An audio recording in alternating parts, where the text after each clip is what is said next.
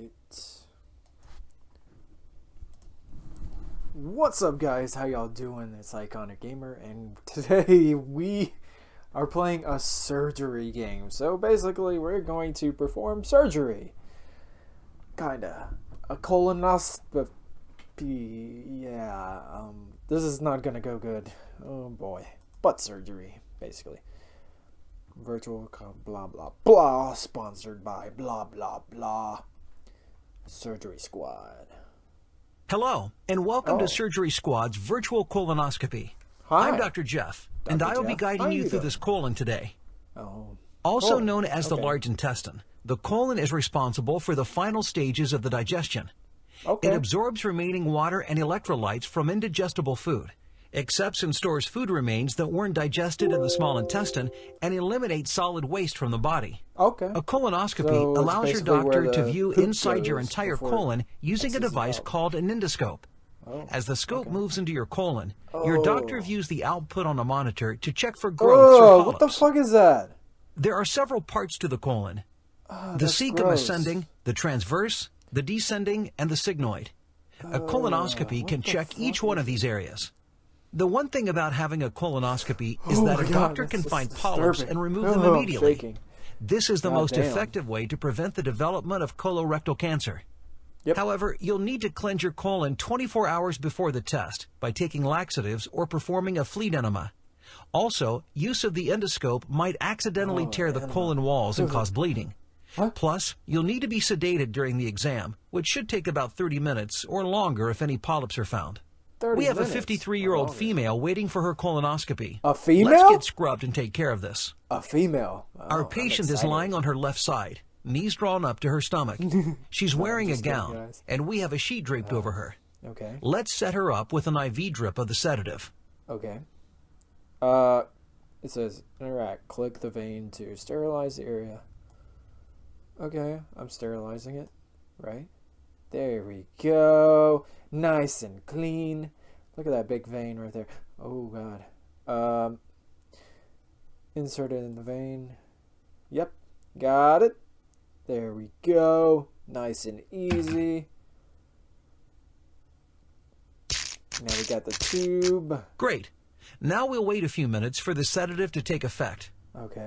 Our patient is sedated and ready. Is that a butt? She stated that she's cleansed her colon, and I've already used a lubricated, gloved finger to check for blockage. What the fuck? Be sure to tell the patient that she should breathe slowly through her mouth to relax her stomach muscles if she feels cramping. We'll insert the endoscope into the anus and slowly move it into the colon. The endoscope contains a small camera and light, and a pair of forceps so we can remove any polyps we find. First, let's lubricate the scope for easy insertion and passage through the colon. Click and drag. Carefully insert the scope into the patient's anus and slowly move it into the colon. We can watch the camera's output on the monitor. We're into the rectum now. Nothing so far. Let's move on into the sigmoid colon. Slow and steady. You're doing a great job.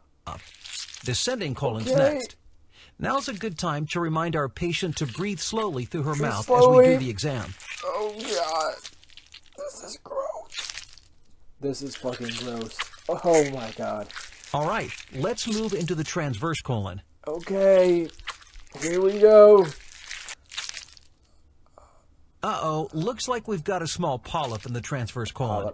We'll use the forceps to remove it. Oh, my God. Is this gonna hurt? Ew! Fine work. We'll need to remove the scope so we can bring the polyp out. First, let's use some heat to cauterize the spot and try to stop that bleeding. Let's stop the bleeding. Fantastic. Let's slowly withdraw our scope and get that polyp out.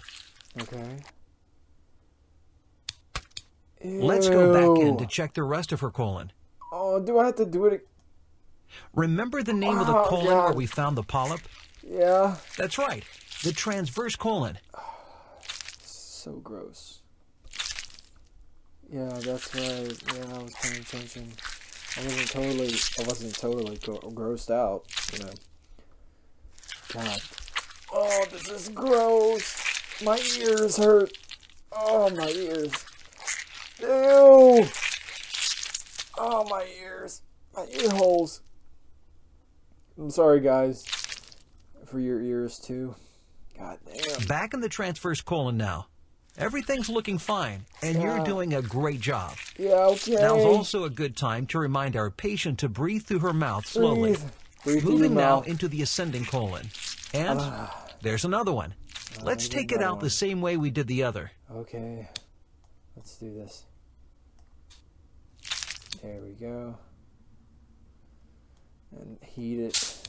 There we go. Back in the ascending colon now. What the fuck is that? And we move into the cecum. And all looks good. Let's take out the scope and get our patient into a recovery room. Okay. Our patient is now in recovery, and she'll probably be there 1 to 2 hours.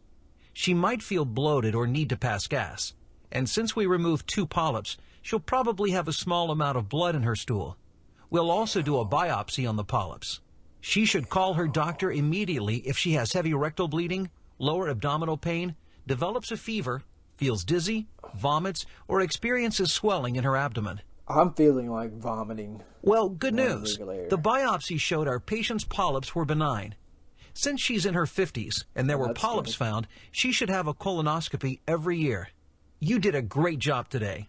While you're here, try your hand at one of our other surgeries here at Surgery-Squad.com. God damn. Okay, that was colonoscopy surgery. Probably the grossest game I ever played.